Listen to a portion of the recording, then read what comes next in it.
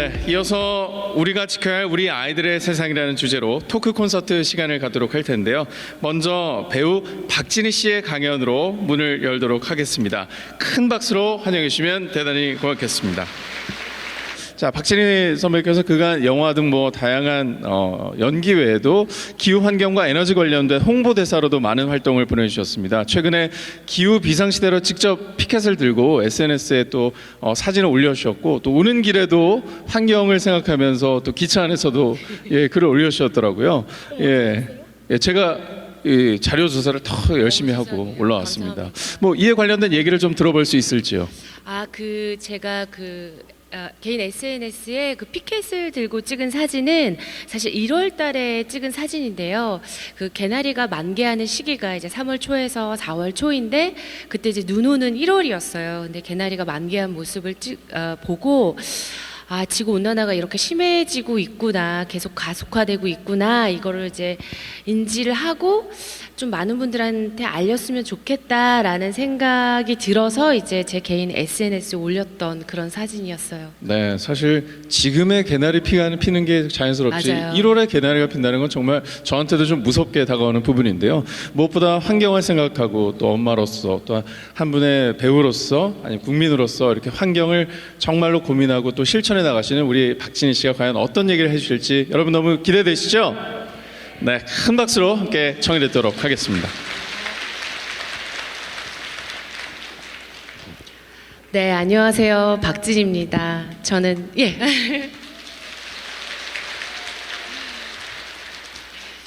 저는 연기하고 있는데요. 요즘은 정말 환경 이야기 하는 엄마로 더 많은 활동을 하고 있는 것 같아요. 요즘 여러분 어떻게 지내시나요? 건강하게 잘 지내고 계시는 거죠?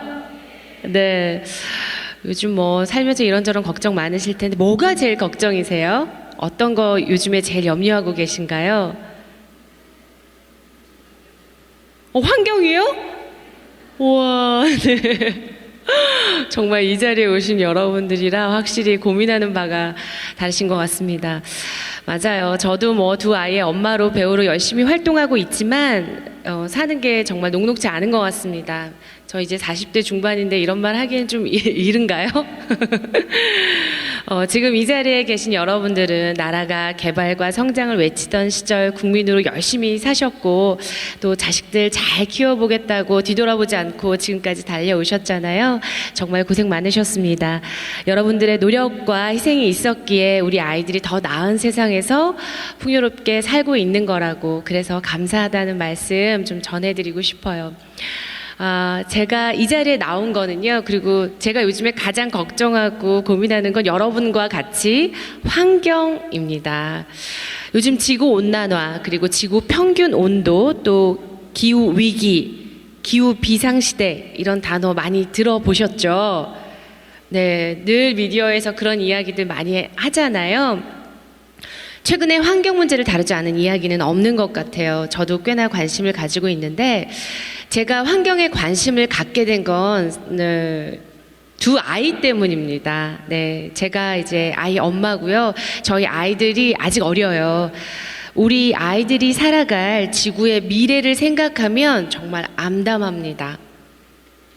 지금처럼 지구가 계속 뜨거워져서 지구 평균 온도가 오른다면 우리 아이들이 오염되고 파괴된 지구에서 삶을 위협받으면서 살 수밖에 없을 거예요. 얼마 전 저녁에 그 애들 먹으라고 미역국 끓였거든요. 저는 미역국으로 애들 키운 것 같은데 너무 아이들이 미역국도 좋아하고 끓이기도 되게 손쉽잖아요. 압력솥에 미역국 달달 볶아서 이렇게 딱 끓이면 되니까. 그래서 미역국에 이제 육수 넣고 압력솥 닫아가지고 이제 막 끓이고 있었어요. 근데 압력솥 이제 막 끓이면은 추가 막 심하게 화가 나서 돌아갈 때가 있잖아요. 근데 압력솥을 이렇게 가만히 보고 있으면서 그런 생각이 들더라고요. 지금 저 압력솥이 우리 지구 같다, 이런 생각이 들었어요. 그 솥 안은 뜨거운 열기로 계속해서 더워지고 있는데, 그 열기가 밖으로 나가지 못하고 점점 쌓여서 계속 뜨거워지는 상태니까요. 그 생각을 하니까 좀 끔찍하더라고요. 우리가 저렇게 미역처럼 풀어지는 상상을 하니까 너무 무서웠어요. 제가 배우가 맞긴 맞나 봐요. 별별 상상을 다 하죠. 근데 사실 지금 지구의 상황이 그렇습니다. 지구의 압력솥에 달린 추 같은 그런 기능이 있어서 이 뜨거워진 열기를 추 이렇게 딱 하면은 김이 슝 나가잖아요. 그것처럼 빼낼 수 있다면 너무 좋겠는데, 우리에게 지구 어디에도 그런 추는 없죠. 네, 존재하지 않죠. 지금 제가 말씀드린 건 제가 상상하고 생각한 압력솥에 비유한 지구 온난화예요. 여러분이 좀 쉽게 이해하시길 좀 바랬는데 이해가 되셨을까요? 근데 과학자들은 어떻게 이야기하고 있냐면요. 서서히 점점 뜨거워지고 있는 지구가 점점 더 빨리 뜨거워지기 시작했대요. 가속화된 거죠.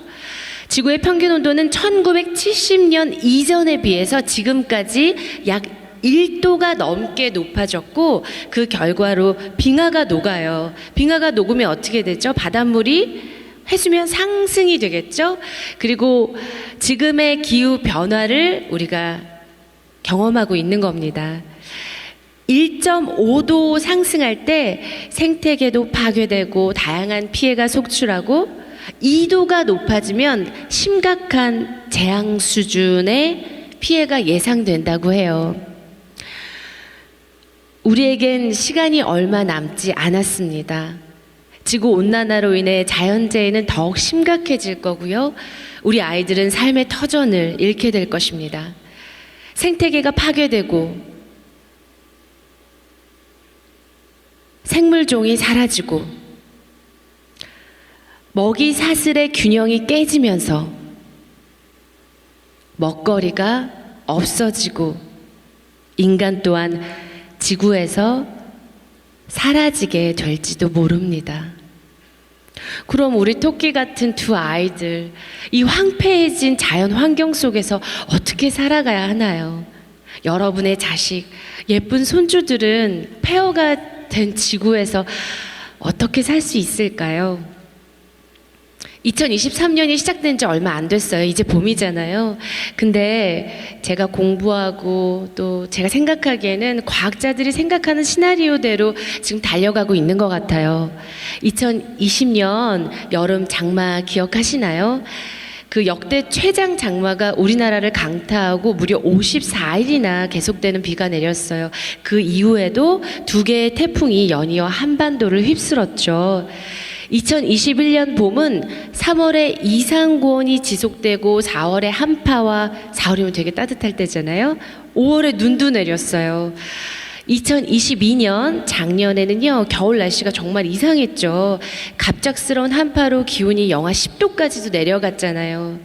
대한민국이 기상관측을 시작한 이래로 5번째로 추운 겨울이라는 보도가 나왔습니다. 무엇보다 가장 중요한 건 이제 피해 규모일 거예요. 미래의 자연재해로 인한 우리나라의 최대 피해액은 연간 23조 7천억 원이 될 거라고 해요.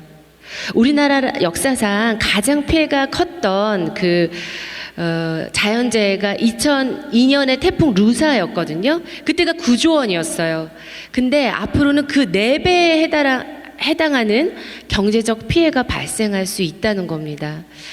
여러분이 더 잘 아시겠지만 이 날씨나 기상은 농사와 깊은 관련이 있잖아요. 이런 급한 기상 현상은 당장 농작물의 피해로 이어져 농업 생산이 급감하게 됩니다. 지구 온난화로 인해서 한반도의 이 식량 지도가 변하게 된 거예요. 사과하면 어디죠? 맞아요. 사과대구 정말 유명하잖아요. 사과는 햇빛이 쨍쨍한 낮하고 서늘한 밤에 일교차가 클수록 그 단맛이 더 진하고 맛있다고 하는데, 대구는 요즘에 폭염과 열대야로 인해서 사과 재배 지역이 급감하고 있습니다. 심지어 80년 후에는 더 이상 우리나라에서 사과를 재배할 수 없다고 해요. 자, 그렇다면 지구 평균 온도, 지금 1도를 넘고 1.5도를 넘은 지구 평균 온도를 내릴 수 있는 방법은 없을까요? 이거 궁금하시죠? 안타깝게도 지금까지는 그 어떤 과학으로도 이미 진행된 지구 온난화를 막을 수는 없습니다. 과거로 되돌아가서 0.1도 그리고 0.5도 그리고 1도로 내려갈 수 있는 방법은 없어요. 다만 지금 인간이 우리가 할 수 있는 일은 지구 온난화를 늦추는 것입니다. 그러기 위해서는 화석 연료 사용을 중지해야 해요. 우리가 쓰는 대부분의 에너지는 화석 연료에서 얻은 것입니다. 지하에 묻혀있는 화석 연료를 꺼내서 에너지로 쓰는 과정에서 온실가스의 주범인 이산화탄소, 메탄가스 등이 나오고 온실가스 양이 점점 늘어나면서 지구 평균 온도가 올라가고 지구 온난화가 일어나는 거예요. 저도 한때 이 문제를 너무 심각하게 고민하고 제가 개인으로 좀 할 수 있는 실천 일이 없을까 고민을 하다가 실제로 주택용 그 태양광 패널을 설치했어요. 그래서 재생 에너지를 좀 사용해 봐야겠다라고 결심을 했는데 그때가 제가 결혼하기 전이니까 아마 한 10년 정도 전쯤 된 것 같아요.